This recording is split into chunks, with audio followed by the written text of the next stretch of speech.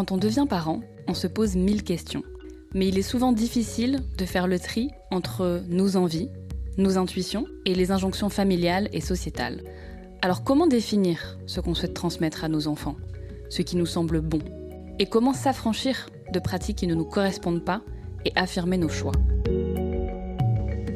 Bienvenue dans Tambali, le podcast qui vous invite à prendre le pouvoir sur votre parentalité. Je suis Alix Dien-Le-Rouge, doula au Sénégal et maman de 2 enfants.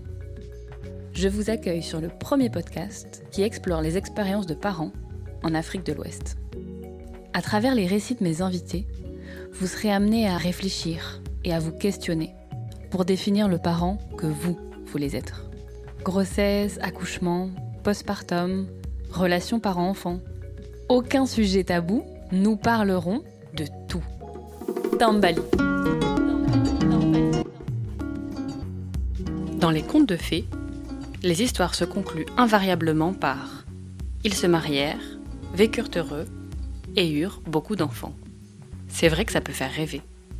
Mais dans la vraie vie, ça ne se passe pas toujours comme ça. Et Christelle est bien placée pour en témoigner, puisqu'elle a appris sa grossesse alors qu'elle venait tout juste de se séparer de celui qui partageait sa vie depuis 10 ans. Et quelques mois après, elle a dû quitter son île natale et traverser l'Atlantique seule avec sa fille pour s'installer dans un pays quasi inconnu. Mais il en fallait plus pour l'arrêter. Car comme vous le verrez, elle est du genre déterminée. Christelle a 34 ans. Elle est haïtienne et depuis maintenant 11 ans, elle est coiffeuse, spécialisée dans le cheveu afro et dans la formulation de cosmétiques naturels. En Haïti, elle avait sa famille, ses amis, ses repères et un business florissant. Malheureusement, l'instabilité politique du pays et l'insécurité l'ont poussée à partir. Il y a 2 ans, elle a donc tout quitté et investi ce qu'elle avait au Sénégal pour ouvrir son spa capillaire appelé Eau Naturelle. Débarquer dans un pays où on n'a aucune attache et en étant mère célibataire d'une petite fille d'1 an, c'est clairement un challenge. Et trouver comment impliquer le papa dans le quotidien de sa fille, quand on ne forme plus un couple et qu'il vit à 6000 km, c'est aussi un défi. Mais rien d'impossible pour Christelle, qui aborde sa vie comme une succession de missions et qui cherche toujours à donner le meilleur d'elle-même. Tout au long de cet épisode, elle va nous raconter comment aborder la coparentalité, quelles sont ses difficultés, mais aussi ses avantages, et pourquoi il est primordial de mettre l'enfant au centre et son ego de côté. Vous êtes prêts? Alors Nanu Tambali. Bonjour Christelle. Bonjour Alix. Comment tu vas? Ça va et toi? Écoute, ça va très bien. Je suis très contente de faire cet épisode avec toi aujourd'hui. Partagé. Alors Christelle, est-ce que ça te plaît d'être maman? Ah, ça c'est une bonne question. Oui et non. Je vais commencer par le non, au fait. Non, parce que ça me prend beaucoup d'énergie et c'est un titre qui me demande toujours de me remettre en question. C'est pas facile d'avoir quelqu'un sur sa responsabilité H24. Donc, des fois, j'avoue que je suis pas toujours au top. Je suis pas toujours la maman parfaite. Mais aussi de voir grandir ma fille, son comportement, elle a un caractère et tout. Et je peux dire que c'est ma raison de vivre, quoi. Elle me motive et je peux dire que c'est une mini-moi en quelque sorte. Ouais. Mais c'est pour ça que je pose la question, parce qu'il y a toujours plusieurs aspects à la maternité. Je pense qu'il y a toujours des choses qui nous plaisent, qui nous enthousiasment, et d'autres qui sont plus difficiles. Et c'est aussi important de dire que c'est pas juste... pas toujours rose. Exactement. Ouais, non, c'est pas toujours rose. Et surtout, quand tu es mère célibataire, c'est pas évident. Tu vois, parce que tu joues les 2 rôles. Bien sûr, tu pourras pas remplacer le père de l'enfant, mais quand même, c'est ça. Ouais, au quotidien en tout cas. Et toi, dans quel modèle familial tu as grandi? Ça, c'est une bonne question. Mes parents, ils se sont mariés. J'ai 3 frères. Et à un moment donné, ils se sont séparés. Et ça fait, je crois, presque 10 ans qu'ils sont séparés, mais pas divorcés. Mais mon père, il a refait sa vie. Mais donc toi, quand tu grandissais, quand tu étais plus jeune, tu vivais avec tes deux parents. C'est ça, j'ai toujours vécu avec mes deux parents. Et tu as grandi du coup en Haïti? Oui, j'ai grandi en Haïti et après, je suis partie aux États-Unis pour mes études. Et bon, je peux dire que les États-Unis est devenu comme ma deuxième maison parce que j'ai de la famille, le père de ma fille, il habite et tout. Et, euh, et quelle image tu avais du rôle de mère quand tu étais plus jeune? Honnêtement, j'ai jamais pensé à ça. J'ai jamais vraiment pensé à ça. Mais une chose qui est sûre, c'est que on me disait toujours que je serais une mère exemplaire. Parce que j'aimais passer du temps avec les enfants, j'aimais m'occuper des enfants et tout. Et en grandissant, je faisais toujours partie, par exemple, parce que moi, j'ai grandi dans une famille religieuse. Ma mère, elle est chrétienne. Et lorsqu'on allait à l'église le dimanche, il y avait école du dimanche pour les enfants. Et à un moment donné, moi, j'étais toujours celle qui aidait les gens qui organisaient l'école du dimanche et tout. À un moment donné, moi, j'étais celle, comme une titulaire, quoi. Donc, j'ai toujours eu ce côté, genre, materner les gens et tout. J'ai toujours eu ce côté. Et donc, je ne me suis pas posé la question, mais je savais que je pouvais, quoi. Ok, donc il y avait toujours cette facilité, proximité C'est avec tes ça, et enfants j'avais avec les plus toujours cette jeunes. facilité.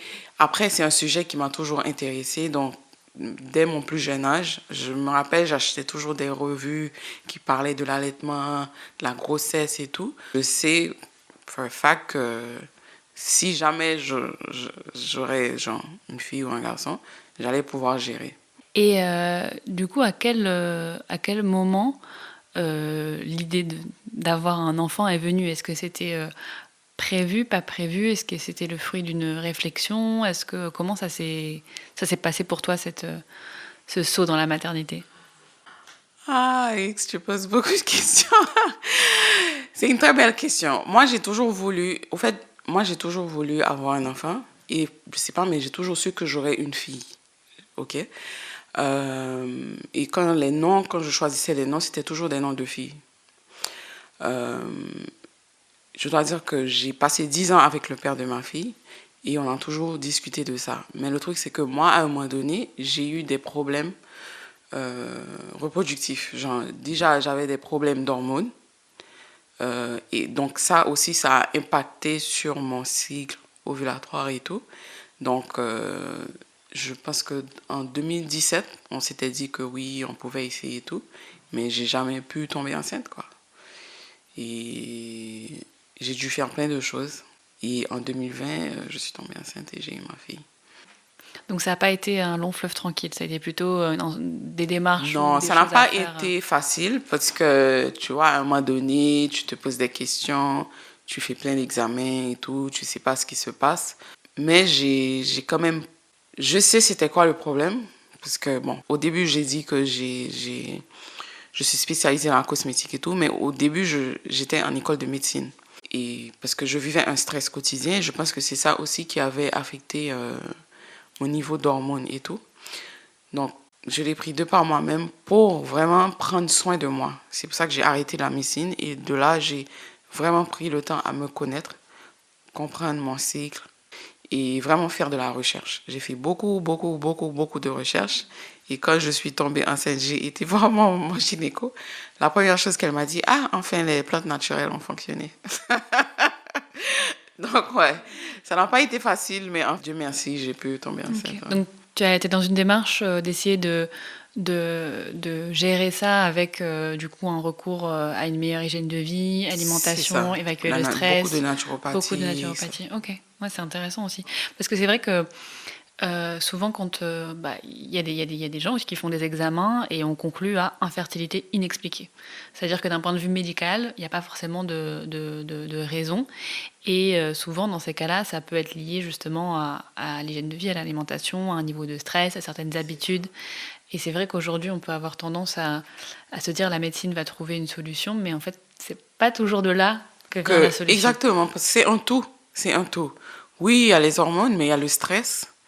Il il y a ce qu'on consomme, parce qu'à un moment donné, j'étais végane, je mangeais pas de viande, pas de lait, pas de... Franchement, j'avais vraiment changé, parce que j'étais en mission, quoi. Je voulais tomber enceinte. Mais j'ai dû faire beaucoup de changements, et c'est là où j'ai compris que l'approche, elle doit être pluridisciplinaire. Pluridisciplinaire, et j'essaie de l'appliquer même dans ce que je fais aujourd'hui. Et parce que pour ceux qui sont déjà passés au salon chez toi, savent qu'on ne se contente pas forcément de, de se coiffer. Ouais, non, On parle beaucoup. C'est ça. Non, c'est ça, c'est offrir plus que la coiffure, quoi. Et moi, je suis un exemple vivant de l'approche pluridisciplinaire. J'ai appris à prendre soin de moi, à prendre du temps pour moi. Et je sais comment mon corps réagit quand je suis stressée. Et ça a un impact sur tout. Parce qu'en général, quand on est stressé, ça affecte les ovaires et tout. Quand l'alimentation elle n'est pas bonne, eh ben, je ne sais pas si les gens ils ont jamais vu la proximité entre l'utérus et l'estomac, l'intestin.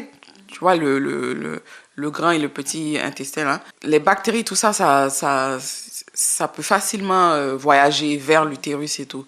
Donc, c'est quelque chose que je prends à cœur. Et jusqu'à présent, je fais de mon mieux pour avoir une alimentation plus ou moins. Ouais. Et donc quand tu es tombée enceinte, comment tu as réagi quand tu l'as appris après du coup cette démarche, c'était un peu, tu l'as dit, une mission. Donc quand la mission a été accomplie, comment tu t'es sentie? Je me rappelle tellement bien de ce jour. La première chose que j'ai fait, j'ai envoyé un message à une de mes bonnes amies et je lui ai dit, parce que j'avais un test de grossesse que j'avais fait, et je lui ai envoyé, je lui ai dit, look at this. Genre, je suis enceinte. Après, j'ai prié, j'ai remercié Dieu, bien sûr. Et après quelques jours, j'ai annoncé ça au père de ma fille. Ouais. Ah, donc tu as attendu quelques jours avant de lui dire. Oui, j'ai attendu quelques jours avant de lui dire parce que déjà, malheureusement, on était déjà dans un processus de séparation. Donc, c'était comment lui dire et qu'est-ce que j'allais faire parce que oui, je suis enceinte, mais je ne serai pas avec le père de ma fille. Donc, what do I do, tu vois? Donc, ouais, j'ai quand même attendu avant de lui dire, mais pas qu'il n'allait pas, au contraire. Le jour que je lui dis que j'étais enceinte, il a pleuré. Ah ouais. Ouais, il a pleuré. Mais c'était plutôt moi de savoir, OK, what's the next step? Qu'est-ce que je fais après, genre? Ouais, finalement, vous avez passé 10 ans ensemble, vous avez ce projet-là, et le jour où il se concrétise, finalement, c'était le début d'une aventure, mais la fin de votre histoire Yeah. amoureuse. Effectivement, effectivement. Ouais. C'est exactement ça, tu l'as bien dit, c'est exactement ça. Et est-ce que tu parlais de l'impact du stress. On sait aussi que pendant la grossesse, il faut essayer au maximum de limiter le stress, parce que ça peut avoir un impact sur le fœtus. J'imagine que quand on se retrouve avec cette idée de dire à la fois on est heureuse, mais on sait qu'on va s'engager dans un processus où on va être mère célibataire ou coparent, est-ce que ça a impacté le fait dont tu as vécu ta grossesse ou la façon dont tu l'as accueillie? Non, honnêtement, ça n'a pas impacté. Au fait, moi, je dis toujours, ma grossesse, elle était nickel. J'ai jamais eu de soucis. J'étais pas stressée, mais je me posais des questions quand même. Genre, de toute façon, j'avais assumé que je suis enceinte, je vais avoir cet enfant-là, et je vais l'avoir avec quelqu'un que j'aimais de toute façon. Donc, c'est pas, je voyais pas un problème. Maintenant, c'est comment on allait le faire. Ça, j'avais pas la réponse, mais je sais qu'on allait pouvoir trouver une solution et tout. Mais j'allais assumer, comme d'habitude. J'assume mes choix. Et est-ce que tu avais, pendant ta grossesse, tu disais que toi, tu étais quelqu'un qui t'informe beaucoup, qui lit beaucoup, qui fait de la recherche. Par rapport à tout ce qui concernait l'accouchement, etc., est-ce que tu as fait des préparations spécifiques? Est-ce que c'était plus physique, psychologique? Comment tu l'as Ok. abordé? Donc, déjà, moi, je savais que je voulais faire un water birth, c'est-à-dire accoucher Dans l'eau? dans l'eau. Euh, je savais que j'allais pas pouvoir accoucher en Haïti, donc j'allais accoucher aux États-Unis. Donc, il fallait que je voulais pas accoucher à l'hôpital, mais plutôt à une maternité. Donc, c'était de déjà trouver une maternité où je voulais aller accoucher. Et donc faire déjà une prise de contact et savoir à quel moment que j'allais quitter le pays pour aller aux États-Unis pour accoucher. Donc je sais que ma gynécologue, elle allait m'accompagner pendant les 6 mois de ma grossesse, mais après, j'allais faire le suivi avec les sages-femmes. Et est-ce que tu peux nous dire pourquoi il n'était pas envisageable pour toi d'accoucher en Haïti? Est-ce que c'est le contexte social? Est-ce que c'est les infrastructures? Est-ce que c'est... C'est infrastructure parce qu'en Haïti, il n'y a pas cette option d'accoucher dans l'eau. Ok, donc, et moi, je voulais vraiment accoucher dans l'eau. Donc, je me suis dit, ouais, c'était déjà, je sais que j'allais partir pour accoucher. C'était une nouvelle mission. Ouais, c'était une nouvelle mission, c'est ça. C'est ça. Et donc, à peu près à 6-7 mois de grossesse, tu as quitté donc ton pays? Oui, c'est ça. Donc, j'ai un frère qui habite à Utah, Salt Lake City. Donc, je sais que c'est là que j'allais accoucher. Donc là, j'ai commencé à faire des recherches. Au fait, non. Avant même que j'accouche. Donc, j'étais enceinte en 2020. Mais en 2018, je vivais aux États-Unis à un moment donné. J'avais visité cette maternité. J'ai oublié de dire ça. J'avais visité cette maternité, donc je savais que c'est là que j'allais accoucher. Donc 2020, je leur envoie un message pour leur dire que oui, je suis la fille qui avait visité, que là je suis enceinte, que c'est quoi le processus. Ok. Donc ils m'ont expliqué plus ou moins à quel moment, à partir de quel mois qu'ils pourront m'accueillir. Donc, j'ai voyagé, j'avais, c'est quoi, 6e mois, 6 et demi. Et j'ai fait tout le reste du suivi avec elle. Okay. C'est que des sages-femmes. Ok. Et donc là, tu vivais chez ton frère? Oui, je vivais chez mon frère jusqu'à ce que j'accouche. J'ai dû prendre le confort. On a aménagé un espace. On a pris un Airbnb pendant les 3 mois qu'on était là-bas. Et le père de ta fille, quelle a été sa place dans ce process? Est-ce que lui aussi est venu aux États-Unis? Comment il s'est positionné? Oui, il était là. Oui, il était là pendant tout le processus. Donc moi, j'ai voyagé en décembre. Bon, lui, il travaillait, il ne pouvait pas venir avant ça. Donc j'ai eu ma fille en mars. Donc il est venu, je crois, 2 ou 3 semaines avant. Et il était là pendant tout le processus. Et est-ce que le Covid a rendu les choses un peu plus compliquées ou est-ce que finalement ça n'a pas trop impacté? Parce que être enceinte en 2020, voyager d'un pays à l'autre... Ouais, non, mais ça, c'était pas trop... c'était 2021, parce que j'ai accouché en 2021. Je pense que les gens, ils avaient déjà marre du Covid. Mais c'était quand même un peu compliqué parce qu'il fallait porter le masque et tout. Mais pendant l'accouchement, les sages-femmes m'avaient dit que tu enlèves, c'est pas un problème. Donc, j'ai pas accouché avec... parce qu'il y a des hôpitaux qui exigeaient les gens à garder le masque pendant l'accouchement. Et donc, le jour J, est-ce que tu as eu ton accouchement dans l'eau dont tu rêvais? Bien sûr. Bien sûr. Bien sûr. Et l'expérience, c'était une très belle expérience, mais j'ai 32 heures de travail. Ouais. Ah oui, 32 heures de contraction. Du coup, si accouchement dans l'eau, il n'y a pas de péridurale? Et donc, comment le plus naturel que possible. Donc, j'ai littéralement passé, j'aurais dit, 18 heures à la maison à gérer. Et après, on est parti à la maternité et de là jusqu'à l'accouchement. Et quand tu étais à la maison, tu as géré comment? Est-ce que tu avais, donc les sages-femmes qui t'avaient accompagnée t'avaient donné un peu des tips? Est-ce que c'était ta belle-sœur? Est-ce que c'était des lectures? Non, c'était que moi et le père de ma fille. C'était genre, un mois ça va, je rigole. Et après, j'ai des contractions où je ne peux même pas parler. Je suis à même le sol et tout. Donc, je gérais, quoi. J'ai une forte tolérance à la douleur. Donc, j'arrivais à gérer. Mais à un moment donné, je ne pouvais plus. J'étais genre, OK, we need to go. C'est vrai que c'est ça qui est important aussi de dire. Et c'est pour ça qu'on peut supporter un travail qui dure longtemps. C'est que quand la contraction arrive, c'est intense et c'est de plus en plus intense à mesure que le travail avance. Mm-hmm. Mais entre deux contractions, c'est comme si c'était rien passé. C'est ça. Et c'est ça qui permet de récupérer suffisamment d'énergie pour affronter la contraction suivante. Et il faut vraiment se dire, c'est une contraction après l'autre et je ne cherche pas plus loin que ça. C'est ça. Quand j'étais à la maternité, franchement, je dormais et des fois, je me réveillais, limite, je hurlais, quoi. Tellement ça me faisait mal. À un moment donné, parce que j'avais aussi... il y avait aussi une photographe, elle est spécialisée photographe maternité et tout, elle était là, Et à un moment donné, je la tenais, genre. Mais elle était du genre, it's okay, you can hold my hand, it's fine, it's fine. Mais c'était insupportable, quoi. Ah oui, donc tu as immortalisé ton accouchement dans l'eau. Oui. C'est beau ça. Oui. Et donc la rencontre avec ta fille, comment tu te rappelles de ce moment? It was amazing. Genre, j'étais, okay, I have a baby now. Pour moi, c'était comme ça. J'étais reconnaissante. Après, je la regardais, je me disais, ok, elle ressemble à qui? Mais quand elle est sortie, déjà, elle pleurait. Et après, elle s'est calmée parce que automatiquement qu'elle est sortie, la sage-femme lui a dit à son père qu'il devait faire peau à peau, skin to skin. Donc, le premier contact, c'était avec moi, mais après, elle a passé je crois, une trentaine de minutes avec son père, le temps que moi, je récupère un peu et tout. Mais ça s'est passé tellement vite aussi, parce que j'ai accouché à 8 heures du mat. À 10 heures, j'étais déjà à la maison. Oui, parce que c'est ça aussi ce qu'il faut dire dans les maisons de naissance qui sont gérées par des sages-femmes, c'est que c'est en ambulatoire. Donc, c'est pas on va passer 3 jours sans surveillance, etc. En général, on vérifie que les saignements sont normaux, qu'il n'y a pas d'anomalie, qu'il n'y a pas de baisse de tension, que la maman va bien et le bébé va bien.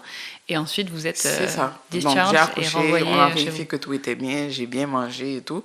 Après, je suis rentrée à la maison. Donc 2 heures après avoir accouché, c'est toi, ton bébé, Oui, et le on papa. rentre. On rentre. Non, franchement, c'était bien. Et c'est ce que je voulais comme accompagnement, au fait, le côté humain. Parce qu'elles étaient là avec moi, elles ont compris, tu vois, elles ont partagé ma douleur. Après, la salle est aménagée comme si une chambre, tu as un lit, tu as tout ce dont tu as besoin, au fait. Je pouvais rester hein, si je voulais. Mais moi, ils étaient genre, ça va, si tu veux, tu rentres.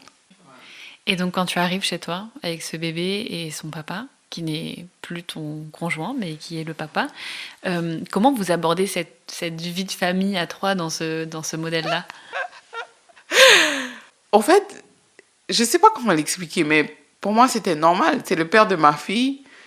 Genre, c'est juste qu'on est séparés, mais il est là, il est impliqué dans tout ce que je fais, quoi. Et c'est ça, c'était ça. Donc, une fois qu'on est arrivé dans la maison, déjà, on n'était que 3. Et on mettait tous la main à la pâte.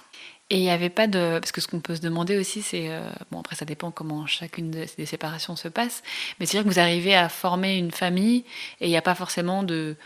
Je sais pas, de rancœur, d'anciennes choses qui viennent se mêler à ça. Vous arrivez assez naturellement à trouver chacun votre place autour de cette petite fille. En tout cas, moi, ce que je dis toujours, c'est que déjà, le fait d'accepter d'avoir un enfant avec lui, c'est aussi d'accepter qu'il va faire partie intégrale de la vie de ma fille pour toujours, genre, forever. Oui, on se sépare parce qu'il y a eu des problèmes, mais là, on a une fille et c'est ce qu'on doit gérer. Quel que soit le problème que j'avais, ça, on va mettre ça de côté. Et là, toute notre énergie, on va le mettre sur notre fille. Et c'est ce qu'on a fait et c'est ce qu'on continue de faire. Et oui, il y a eu des frictions et tout, mais quand il s'agit de ma fille, on oublie tout et c'est vraiment elle la priorité. Oui, de dire que c'est l'intérêt de l'enfant avant tout et de mettre son rôle de parent avant même tout ce qu'il peut y avoir autour. Exact. Et c'est pour ça que c'est important de bien choisir avec qui on fait des enfants. Amen. Dans la mesure du possible. Oui, c'est ça, c'est important parce que ça, comme je dis, ça demande un dépassement de soi. Parce que oui, peut-être que la personne t'a blessé, peut-être que la personne a... Mais tu as un enfant avec cette personne. Donc, du moment où tu as un enfant avec cette personne, il faut gérer. Il faut. Pour le bien-être de l'enfant avant tout. Et après, pour ton bien-être aussi. Et est-ce que tu avais choisi d'allaiter? Oui. J'ai allaité jusqu'à 11 mois. Et après, j'ai dit, basta, je ne pouvais plus. Et combien de temps vous êtes resté aux États-Unis après la naissance? 3 mois. Le temps qu'on ait les papiers, passeports et tout et tout. Et après, on est rentré en Haïti. Et là, c'était un peu différent. Parce que quand on était aux États-Unis, on partageait le même espace. Mais là, moi, on n'était plus dans le même espace. Parce que le papa est resté les 3 mois aussi après l'accouchement aux États-Unis? Oui, il est resté avec moi. On est re-rentrés en même temps. Ouais. Une fois qu'on est rentré en Haïti, lui, il vivait chez lui. Moi, j'étais chez mes parents. Donc, c'était pas du tout la même chose. C'était une autre dynamique parce que ma fille était avec moi, genre H24, et lui, il venait de temps en temps voir ma fille et tout. Donc, c'était pas du tout. Après, je dis toujours, les gens qui me connaissent savent que je dis toujours que j'ai une fille qui est extrêmement attachée à moi, genre agrippée. Elle m'a kidnappée, quoi, pendant au moins 1 an et demi, 2 ans, elle m'a kidnappée. Et ça, je lui dis haut et fort, dès sa naissance. Ouais. Et ça n'a pas été facile. Parce que j'aime avoir mon espace à moi, je suis pas trop touchy, mais elle, c'est le Elle veut des contraire. câlins, À elle veut de la H24. proximité, elle veut du contact. Seigneur, H24. Donc ça a été difficile. Parce qu'au moment donné, je sentais que j'étais plus libre. Genre, j'étais kidnappée, quoi. Je me réveille, je me prends soin d'elle. Le temps que je me décide d'aller prendre une douche, il est déjà 21h et je dois la coucher. Je me dis, mon Dieu, non, je vais mourir. Je vais mourir. Non. Et à ce moment-là, est-ce que tu avais repris une activité professionnelle ou est-ce que pendant un moment, tu t'es consacré vraiment à ta fille? J'ai essayé de faire les deux. Sinon, comme on dit en anglais, I would lose my sanity. Ouais, t'allais devenir folle. Non, c'est ça, parce que mais c'est tellement comique que j'arrive au boulot, je la laisse avec son père et 30 minutes après, je les vois passer au couloir. Parce qu'elle est en train de hurler, elle veut pas rester. Ok, elle voulait sa mère. Elle veut sa mère, donc du coup, j'avais... Un porte-bébé? c'est ça, un porte-bébé. Donc, elle était avec moi au salon et elle passait les journées avec moi au salon. Je t'ai dit, on m'a kidnappée. Un bébé koala. Je te jure. Et donc là, vous trouvez un peu votre rythme tant bien que mal. Enfin, après, la période post-naissance d'un enfant, c'est toujours une période de transition où on cherche un peu ses marques. Et assez rapidement, finalement, après la naissance de ta fille, tu as décidé de t'installer au Sénégal. Qu'est-ce qui a motivé ce choix et qu'est-ce qui s'est passé dans vos vies ou dans le pays qui a fait qu'à un moment donné, tu as pris la décision de partir? Il y a eu beaucoup d'instabilité politique en Haïti et c'est arrivé à un point où c'était insupportable.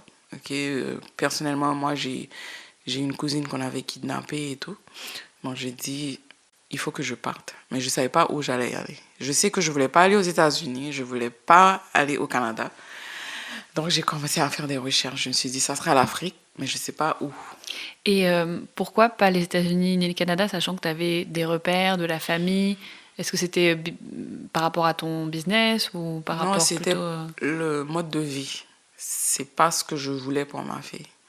Après, moi, je suis haïtienne, j'ai pas les papiers, j'allais faire quoi aux États-Unis? Donc, Compliqué. non, hyper compliqué. J'aurais pu, hein, mais j'ai fait le choix de ne pas aller là-bas. Il y a aussi le fait que j'avais besoin d'un nouveau départ. Ça, c'était hyper important pour moi parce que, comme tu as dit, je suis tombée enceinte. Entre-temps, j'ai dû déménager, quitter la maison où j'habitais avec le père de ma fille pour retourner chez mes parents. Ça, déjà, c'était compliqué. Et maintenant, là, instabilité politique, il faut que je trouve une solution. Donc, je vais encore me déplacer. Donc, c'est beaucoup de choses. Et au fait, j'ai jamais eu le temps vraiment de m'asseoir et d'analyser tout ce que j'ai vécu en 2 ans, quoi. Donc, Et tout ça dans un contexte quand même de pandémie internationale où on l'oublie, mais c'était quand même aussi une période très, très particulière par rapport à ça, quoi, en termes de... Voilà, on avait peur, on savait pas ce qui nous attendait, les frontières fermées, tout était chamboulé. C'est ça. Et puis Covid, je sais pas, mais que ça soit en Haïti ou en Afrique, je pense que c'était pas aussi strict qu'aux États-Unis. Genre, tu vas à un resto, si tu n'as pas le masque, tu rentres pas. C'était trop compliqué. Et là, quand j'ai commencé à faire mes recherches, j'ai vu que le Sénégal, c'était pas si mal que ça. Donc, j'ai dit, je vais venir, je vais passer un mois, je vais visiter, tâter un peu le terrain et on va voir ce que ça va donner. Donc, 31 décembre, je prends l'avion de New York pour venir ici. Je passe un mois et en mars, je m'installe. Ah oui, donc le coup de cœur a été assez rapide. Oui, oui, oui, oui, oui, oui. Ouais, je suis arrivée, j'ai dit, ok, je sais que je vais vivre ici. C'est bon. Maintenant, c'est comment je vais y arriver, je sais pas, mais I'm gonna make it happen. Parce que du coup, en Haïti, tu avais ton salon, tu avais ton business qui tournait, En tu avais ta Haïti, clientèle. j'avais tout. Là, il faut tout recommencer de zéro, en fait. Exactement. J'avais tout. Mon business qui, Dieu merci, fonctionnait très bien. J'avais ma famille, j'avais mon confort. Franchement, Dieu merci, je ne manquais de rien. Et là, j'ai vraiment fait le choix de partir et de recommencer à zéro et d'investir tout ce que j'avais ici au Sénégal. Et est-ce que cette décision de déménager, ça a été aussi prise conjointement avec le papa? Sachant que vous n'étiez plus ensemble, c'est pas parce que toi, tu as ton projet de vie que lui, forcément, va suivre. Donc lui, est-ce que lui est... Donc tu disais qu'il habite aux États-Unis, donc il n'est pas resté en Haïti non plus. Comment elle s'est déroulée, cette conversation de je vais déménager de l'autre côté de l'Atlantique? Ça, c'est une bonne question parce que j'étais dans une optique, je pars.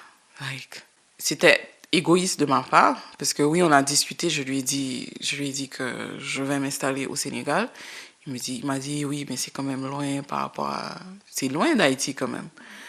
J'ai été très égoïste, je lui ai dit I have to go. Il faut que je parte, quoi. Je lui ai dit, je vais jamais mettre ma fille dans une situation où ça peut poser problème. Et je pense que tu me fais assez confiance que si je décide d'aller vivre dans ce pays, c'est que je pense que c'est un endroit où ma fille Zao, elle peut évoluer. Et ça lui a quand même dérangé un peu, mais il a accepté. Et oui, il dit toujours que le Sénégal m'a volé ma fille et tout, mais bon. Et donc tu es arrivée ici et assez vite, tu as décidé de faire ce que tu sais faire et ce que tu fais très bien et de relancer un business, ta marque. Ouais, ouais. Quand ma fille est venue ici, au fait, ma fille, elle a fêté son premier anniversaire le 6 mars et le 9 mars, on est parti. Ouais. J'ai pas perdu de temps, franchement, mais je regrette pas. Je regrette pas. Il fallait que je le fasse et ça n'a pas été facile, mais je pense qu'aujourd'hui, même lui, il voit que c'était le meilleur choix, au fait. Parce qu'après, la situation en Haïti s'est vite dégradée. Même lui, il a dû quitter à un moment donné, donc, ouais. Et quels sont les challenges? J'imagine qu'ils sont nombreux. Donc tu arrives dans un pays que tu ne connais pas, dans lequel tu n'as pas de famille, pas d'attache. Tu es auto-entrepreneur. Enfin, tu dois lancer, voilà, tu n'es pas salarié avec un salaire stable. Tu es mère célibataire. Comment on navigue tout ça en gardant sa santé mentale et physique? Au fait, mes amis me disent toujours que I make a joke about everything. Genre, j'essaie d'être le plus positif que possible. Je blague et tout. Genre, les problèmes arrivent, je ris. Après, j'essaie de trouver une solution. J'avais passé un mois ici avant de m'installer avec ma fille, donc en janvier. Et j'ai trouvé mon logement. J'ai trouvé le local pour mon business. Et entre-temps, j'ai pu trouver quelqu'un qui a fait le relevé de l'espace pour mon business. Entre-temps, j'ai eu le temps de commander tout le matériel qui devait partir des États-Unis pour venir au Sénégal. Donc, j'étais vraiment dans une optique de boum, boum, boum, je ne perds pas de temps. Maintenant, comment je vais y arriver? Ça, je ne sais pas. Je savais pas, parce qu'effectivement, je connaissais personne ici au Sénégal. Mais je me suis dit, Dieu est grand. Ouais, on va voir. Je ne sais pas, on va y arriver. Parce que mon métier, je le connais. Et Inch'Allah, ça va aller. C'est ce que je me suis dit. Donc, quand je suis venue ici, entre les aménagements et tout, ben, je me suis dit, Christelle, si tu sais faire ce que tu sais faire, ça va marcher. Il faut être patiente parce que tu connais personne. C'est pas un terrain que tu maîtrises et rester positive. Et c'est ce que j'ai fait. Ça n'a pas été facile parce que c'est des mentalités différentes, c'est des façons de faire différentes et tout, façons de travailler complètement différentes. Et même avec les employés, trouver de bons employés, tout ça, ça n'a pas été facile. Mais j'ai toujours été positive. Je me suis dit, ça va marcher. Ça a toujours marché, ça va marcher. Et Dieu merci, ça a marché. Donc il a fallu le temps effectivement de te faire un réseau, de te faire connaître. Et comment, parce que à partir du moment où tu relances une activité, comment tu gérais par rapport à ta fille? Est-ce que tu avais de l'aide? Est-ce que tu as aménagé tes horaires? Est-ce que tu lui as trouvé une école? Enfin, bah non, pas une école, hein, non, une garderie. Une garderie, oui. Donc, lorsqu'on est arrivé au Sénégal, ma mère, elle est venue avec moi. Donc, du coup, elle est restée avec moi pendant quelques mois. Donc, ça m'a donné le temps de chercher des nounous et tout. Mais j'ai quand même galéré. J'ai passé, quoi, 3 ou 4 nounous avant de trouver la nounou qui est avec moi depuis. J'ai dû faire beaucoup de sacrifices. Parce qu'à un moment donné, comme je l'ai dit tantôt, ma fille, elle est hyper attachée à moi. Donc, par exemple, normalement, je travaille de 10h à 19h. Mais je la récupère en général à 15h. 15h, j'étais obligée de fermer. Parce que je devais aller la récupérer à l'école. Et une fois que je la récupère, c'est mort. Je ne peux plus retourner au travail. Parce qu'elle ne va pas me laisser travailler. Donc, des fois, je fermais la boutique, le salon. Pas parce que je n'avais pas le choix. Donc, il y a des gens qui m'appellent, je dis, on va mettre ça pour demain. Parce que là, je n'ai pas d'aide, au fait. Je suis obligée de jongler. Et c'est ce que j'ai fait jusqu'au mois de décembre où j'ai trouvé la nounou que j'ai là. Maintenant, Dieu merci. Mais ouais, j'ai assez galéré. Des fois, je me demande comment j'ai pu. Franchement, je ne sais pas. Et au début, c'était très difficile avec ma fille. Même le matin, des fois, elle se réveille, elle pleure. J'étais fatiguée. Mais je me suis dit, à un moment donné, ça m'irritait. Je me suis dit, je ne veux pas être cette maman qui est toujours irritée. Mais c'est parce que j'étais fatiguée. Elle aussi, peut-être qu'elle était fatiguée de moi. J'étais hyper fatiguée. Et parce que je n'avais pas d'aide. Tu vois, après le boulot, j'arrive, je vais faire à manger, lessive, tout. J'étais à bout de ma life, quoi. Ouais, et puis au-delà de la logistique, de tout ce qu'il y a à faire, il y a peut-être aussi ce stress un peu permanent de c'est moi qui dois gérer en fait. Il y a C'est comme ça. Si je ne gère pas, qui va gérer? et donc tu dis que son papa était triste de la voir partir. J'imagine que ça lui tenait à cœur de maintenir le lien. Comment il a réussi à trouver sa place malgré la distance? Est-ce que c'est via enfin, voilà, les réseaux sociaux, les appels vidéo? Est-ce qu'il a l'occasion de venir? Est-ce qu'elle va là-bas? Comment vous vous organisez pour garder cette relation père-fille? Donc, sur une année, ma fille, elle passe 9 mois pratiquement avec moi. Et les 3 mois de vacances, elle passe avec son père aux États-Unis. Entre-temps, lui, il vient, par exemple, pour l'anniversaire de ma fille, ou s'il y a une opportunité qui se présente, il va venir. Et moi, si c'est possible aussi de mon côté, j'essaie de voyager. Donc, en ce sens, on arrive à trouver une formule qui marche. Après, tout ce qui a rapport avec elle, il est au courant, l'école et tout. Elle a un iPad, donc il appelle directement. Parce que des fois, je suis au salon, je ne suis pas à la maison, elle est avec la nounou. Donc, s'il y a un problème, il peut soit rentrer en contact avec la nounou ou directement sur le iPad, il appelle. Donc, il est tout le temps en communication avec elle. Et on arrive là, en tout cas, la formule qu'on a là, elle fonctionne. Et je peux pas me plaindre. S'il y a quel que soit le souci, si je l'appelle, quelle que soit l'heure, parce que n'oublie pas, il y a aussi il y a 4 heures de décalage horaire. Donc, des fois, le matin, elle se réveille, elle dit, elle veut parler à son père, même s'il est 4 heures du mat, 2 heures, il va se réveiller. Il n'a pas le choix, il se réveille, il parle avec Zao, et après, c'est bon. Ouais, c'est des sacrifices, on est obligé. Mais c'est-à-dire que tout ce qui concerne ta fille, même les décisions, je sais pas, l'école, l'organisation, les trucs, toutes les décisions sont prises conjointement, quoi. Oui, tout. Malgré la distance. Ouais, tout. Mais après, il y a des petits trucs, je peux décider, parce qu'il me fait confiance. Tu vois, mais c'est toujours... il est au courant de tout ce qui a rapport avec Zao, ma fille. Et elle, est-ce qu'elle a conscience que votre modèle familial est un peu unique ou est-ce que parce que souvent les enfants en fait, bah, leur référentiel c'est leur référentiel, donc ils vont pas forcément surtout à cet âge-là comparer. Pour eux en fait c'est la vie, c'est ça quoi.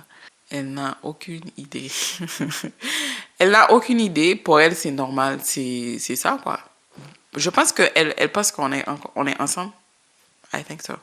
Parce que quand il vient, au fait, il est à la maison. Donc, j'habite dans une villa. Donc, lui, il est en bas. Moi, je suis en haut. Et il y a des nuits. Elle passe des nuits avec son père et des fois, elle passe des nuits avec moi. Mais pour elle, c'est normal. C'est ça, être une famille, quoi. C'est ça. Pour elle, c'est normal, mais je sais que là, elle a que 3 ans et demi. Mais je sais qu'à un moment donné, elle va me dire pourquoi. Mais je pense même pas à ça. Parce qu'au moment opportun, je saurai. Et les 3 mois qu'elle passe avec son père, parce que à la fois, ça peut être un peu prenant, enfin, d'être collé à son enfant 9 mois par an, mais à la fois, ça peut aussi, d'en être séparé pendant 3 mois, être un peu déstabilisant. Toi, comment tu vis ces séparations, enfin, cette alternance de on est collé et on se voit plus pendant 3 mois? Je profite pour dormir, Alex. Tu as rien compris? Moi, c'est mes 3 mois de vacances, en fait. Je profite pour dormir. Je profite pour prendre soin de moi, de faire des choses que je ne peux pas forcément faire quand elle est là.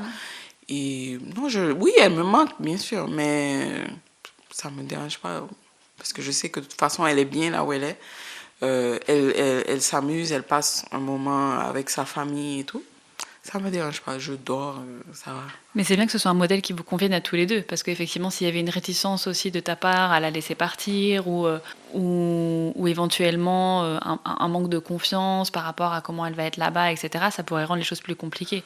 Là, Oui. le fait qu'il y ait vraiment une confiance réciproque, elle est avec toi, il est rassuré, il sait que ça va bien se passer, elle est avec lui, pareil, il a toute ta confiance, ça fait aussi que le modèle marche et que vous pouvez chacun avoir des moments privilégiés avec votre fille. Moi, ce que je dis, il faut juste planifier. C'est-à-dire que je sais qu'elle va partir en mai. Donc, la question commence à se poser, qu'est-ce qu'elle va faire? Qu'est-ce qu'elle va faire? Est-ce qu'elle va au camp? Est-ce qu'elle va à l'école? Quelles sont les activités qu'elle va entreprendre pendant qu'elle sera là-bas? Et une fois qu'on détermine, OK, elle va aller à l'école parce que lui, il travaille.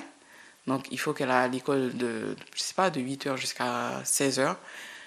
Après, qu'est-ce qu'elle fait le week-end? Tout ça, on planifie à l'avance. Et une fois qu'on est d'accord sur comment ça va se passer, après, s'il y a par exemple, ses cheveux, comment on va gérer? Parce que lui, il ne sait pas coiffer. Donc, on a trouvé une solution. La première année, c'était la cata. Genre, ma fille, ses cheveux, c'était vraiment la cata. Même pour aller à l'école, je me dis, mais comment tu prends ta fille, tu l'emmènes à l'école comme ça? Mais là, on a pu trouver une solution. Donc, chaque 2-3 semaines, elle va au salon, on lui fait des tresses. Tu vois, donc c'est ça aussi, c'est trouver des solutions parce que des fois, il y a des problèmes. Tu ne peux pas tout prévoir. Ouais, parce que lui, finalement, pendant 3 mois, il se retrouve en père célibataire. C'est ça. Donc, c'est aussi un challenge.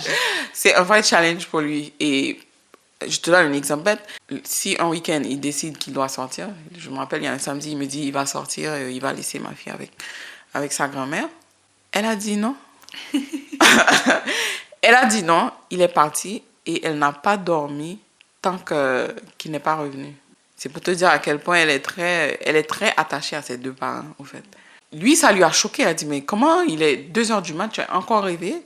Elle a dit, oui, je t'attendais, je ne veux pas dormir avec ma grand-mère, c'est avec 3 que je veux dormir. Non, je te dis, celle-là, elle kidnappe les gens. Il y a 3 mois par an où il n'a plus de vie sociale. C'est ça, c'est ce que je lui ai dit. Je lui ai dit, bienvenue dans ma vie, quoi. Mais il sait que c'est que 3 mois, donc il arrive à gérer. Mais c'est chouette qu'elle puisse avoir cette relation-là avec vous deux. Et après, j'avais une question un peu annexe, mais en même temps, je pense, importante. Donc, le fait d'être mère célibataire, c'est une chose, mais le fait d'être une femme célibataire au Sénégal, un pays où le mariage est quand même extrêmement important, extrêmement valorisé, et où pour les femmes, c'est aussi un statut d'être femme mariée, comment tu le vis et quels sont les challenges que tu as pu rencontrer au fait de ne pas être mariée? Oui, je vis au sein d'une société qui est un peu différente de la mienne. Mais après, moi, j'ai jamais aspiré au mariage. Donc, ça me dérange pas, au fait. Oui, ça arrive, des fois, je me présente. Parce que moi, naturellement, parce que j'ai quand même vécu dans un environnement assez anglophone, quand je me présente, je dis pas Madame Dossou, tu vois, Christelle. Genre, mon prénom, quoi. Après, les gens, ils me disent non. Je dis non, c'est Christelle. Pourquoi tu veux mon nom? Pour savoir si je suis mariée ou pas. Non, je dis. Après, ils me demandent. Moi, je le dis fièrement. Je suis mère célibataire. Moi, c'est pas un problème. Il n'y a pas à avoir honte, quoi. J'ai une fille, elle a 3 ans, elle est en santé, elle vit sa best life. Ça me dérange pas.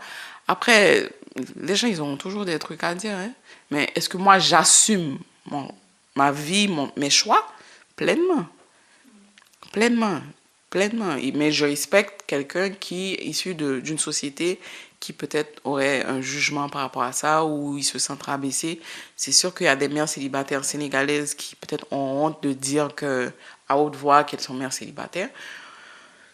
Il y a des choses qui arrivent dans la vie. Hein. Moi, je ne me suis pas décidée un matin, j'ai dit, ah ouais, je vais être mère célibataire. Non, j'ai quand même passé 10 ans avec le père de ma fille. Donc, mais j'assume. Tout ce que je fais, moi, j'assume.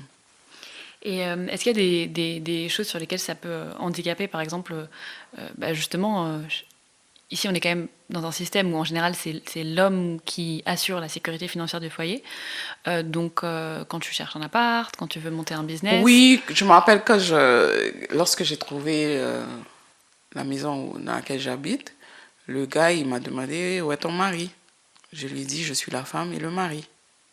C'est ce que je lui ai répondu. Parce que déjà, moi, c'est même pas... Même si j'avais un mari, déjà, la question, ça se pose même pas. Si je viens chercher un appartement, c'est que forcément, je peux payer pour l'appartement, avec ou sans mari.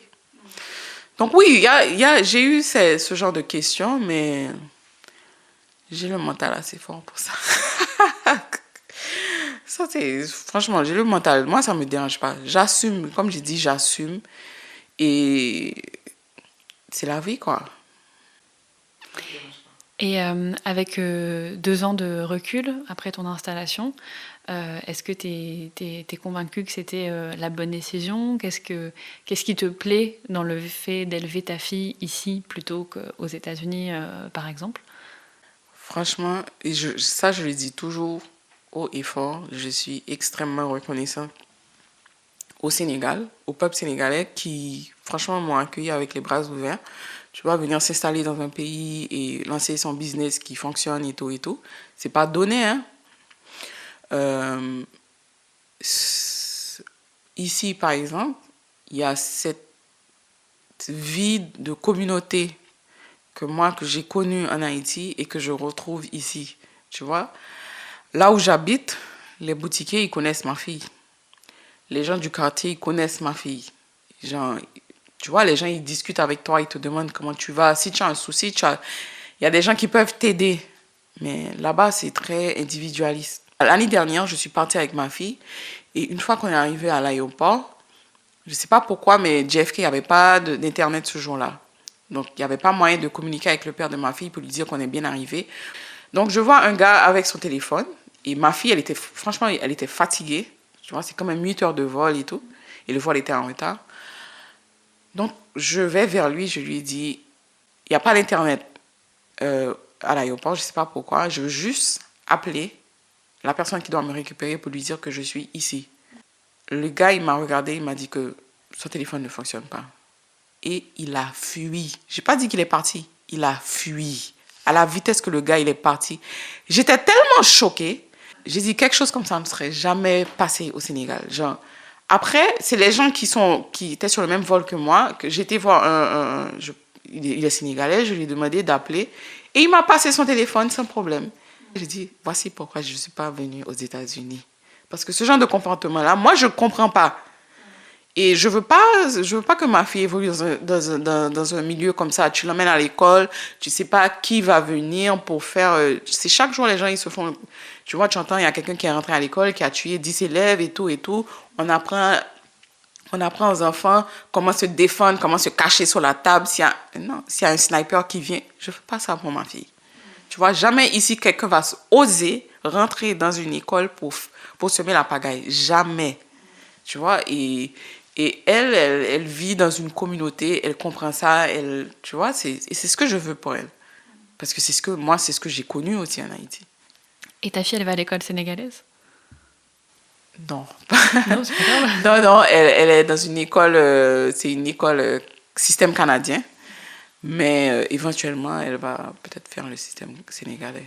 Oui, mais de toute façon, après, ça dépend aussi du cadre que tu veux lui offrir. Non, je veux bien moi, je veux bien qu'elle soit vraiment, qu'elle s'imprègne de de l'environnement dans lequel elle évolue. Et est-ce qu'elle parle Wolof? Un peu, tout direct. Un peu avec la nounou, la ménagère, tu vois. Moi, au fait, apprendre plusieurs langues, c'est un atout. Moi, je le vis chaque jour. Le fait de parler plusieurs langues, moi, je peux aller n'importe où, je vais me débrouiller parce que j'ai su maîtriser plusieurs langues. Et donc, je veux la même chose pour elle. Et du coup, en parlant de ça aussi, qu'est-ce que tu as reçu, toi, dans ton éducation, que tu veux absolument transmettre à ta fille aujourd'hui? Alex, question piège. Le partage, la compréhension, l'estime de soi et avoir un caractère de guerrière, quoi. C'est ça. Être déterminée. Oui, il faut être déterminé, oui. Ça, franchement, moi, j'ai vu ma mère, c'est une battante. Mais il ne faut pas s'oublier aussi. Tu vois, prendre soin de soi, ouais. Et ouais, c'est ce que moi, je veux transmettre à ma fille. Et comme tu dis, c'est de la coparentalité. Voir que même si deux personnes peuvent, je ne vais pas dire on ne cohabite pas ensemble, mais on peut trouver un terrain d'entente quand il y a des problèmes. Ouais. Oui, qu'il y a différentes façons de créer du lien et de former une famille finalement. C'est ça, c'est ça, c'est ça. Et elle n'a pas à avoir honte ou... Après, je ne sais pas ce qui va arriver. Parce que ce qui va arriver, c'est-à-dire, c'est sûr qu'à un certain âge, il aura plein de questions. Il y a des gens qui vont lui poser des questions par rapport à ses parents et tout. Mais je pense qu'elle sera bien armée pour répondre. Et puis, finalement, c'est pas forcément le modèle familial qui fait l'épanouissement de l'enfant. Il vaut peut-être mieux être dans un foyer atypique, entre guillemets, avec des relations saines, avec beaucoup d'amour, que d'être dans un foyer classique où il y a des relations toxiques, où il y a de la violence, où il y a des... Donc, finalement, c'est pas forcément le cadre qui fait le bonheur de l'enfant. Et puis, comme on le disait tout à l'heure, quand l'enfant c'est son modèle, il le questionne pas forcément en fait. Bon, en tout cas dans les premières années. Après, Oui, ouais. par rapport aux comparaisons avec les pères, etc. peut-être. Mais on peut très bien grandir sereinement et s'épanouir dans un modèle qui n'est pas celui de la majorité. Exactement, exactement. Et est-ce qu'au contraire, il y a des choses qu'on t'a transmises ou qu'on t'a véhiculées dans ton éducation et où tu te dis aujourd'hui que tu voudrais faire différemment avec ta fille? Moi, oui, je suis mère célibataire, mais c'est pas genre que mes parents, ils étaient... Ma mère surtout, elle n'avait pas compris. Au fait, oui, tu es séparée, mais comment vous arrivez à vous entendre c'est quoi ce délire? Qu'est-ce que vous allez faire? Est-ce que vous allez vous marier? Comment vous allez éduquer votre fille? Tu n'es pas mariée? Nanana. Elle avait du mal à accepter, à comprendre et tout. Donc, c'était plutôt un travail personnel. Je me suis dit, quoi qu'il arrive, il faut toujours faire un dépassement de soi et prioriser l'enfant. Donc, je pense que moi, je suis l'exemple, quoi. Que c'est pas forcément... Des fois, les parents, ils ont des attentes. Moi, je suis sûre que ma mère aurait voulu que je sois mariée et tout et tout. Mais it is what it is. La vie en a décidé autrement. Exactement. Et puis après, c'est des choix personnels. Tu vois, il y a des gens, tout petites, elles aspirent au mariage. Moi, je sais pas si c'est parce que j'ai quand même grandi avec 3 frères, 3 grands frères. J'ai jamais...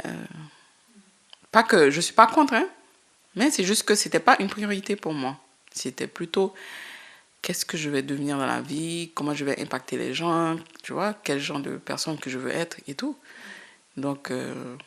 Ouais, donc de dire finalement de ne pas faire ses choix en fonction du cadre imposé ou en fonction de ce qui est attendu ou en fonction de ce qu'on pense qui serait mieux parce que les autres pensent que, mais de se dire effectivement, moi, qui je suis, qu'est-ce que je veux faire et d'arriver à imposer ses choix si on sent que c'est ce qui est le mieux pour soi. Parce qu'après, chacun sa route. Moi, oui, j'élève ma fille, je veux l'inculquer des valeurs, des règles, mais à the end of the day, elle va grandir, elle va faire ses choix. Et moi, je ne pourrais que lui conseiller et pas l'imposer. Et tu t'imagines avoir d'autres enfants un jour? Alix, pourquoi poser ce genre de questions? Honnêtement, là, si je dois répondre, la question c'est non en majuscule. Je vais être honnête, c'est non. Je suis fatiguée. Élever des enfants, c'est beaucoup d'énergie. Il ne faut pas faire des enfants juste pour faire des enfants. Parce que c'est plusieurs personnalités, tu vois. Déjà, ma fille, moi, des fois, je me demande si elle a 18 ans. Parce que la façon qu'elle me répond et tout. Maintenant, quand tu as un autre enfant qui a une autre personnalité, c'est encore... Après, c'est des nuits blanches. Quand je pense à tout ça, les nuits blanches, tout ça, là, la réponse à Alix, elle est non. Pour le moment. Après, oui, je sais pas, peut-être. Des fois, j'y pense, hein, je mens pas, mais dans de bonnes conditions. Oui, là, comme on dit, j'ai un baby daddy, mais je veux pas avoir un autre enfant avec quelqu'un qui fait pas partie intégrale de ma vie. Non, ça, je veux pas. Parce que là, le père de ma fille, il n'est pas encore remarié, il n'a pas encore refait, bon, je sais pas s'il a refait sa vie, mais pas que je sache en tout cas, mais il n'est pas marié. Donc, du coup, je pense que c'est plus facile de gérer et tout. Parce que plus il y a du monde, plus ça devient compliqué. Oui, c'est vrai que ça pourrait être aussi quelque chose qui rentre dans la balance. Si de son côté, il a refait sa vie, après il y a la question de comment cette personne-là accepte votre relation. Est-ce qu'elle accepterait encore qu'il vienne au Sénégal 2 semaines, qu'il vit chez toi avec votre enfant, peut-être pas etc. chez moi, parce que c'est ce que je dis. Moi, si par exemple je refais ma vie, c'est sûr qu'il y a des choses qui vont changer. Comme l'exemple que tu as donné, il ne pourra pas se permettre de venir chez moi. Mais ça, c'est clair. C'est-à-dire, tu vois, il faudra mettre des balises sur certaines choses et lui aussi, il sait ça. C'est-à-dire adapter ça en fonction de l'évolution de nos vies personnelles. Ça, je n'ai aucun souci là-dessus. Mais c'est juste que des fois, tu peux tomber sur des gens qui ne comprennent pas forcément c'est quoi la coparentalité.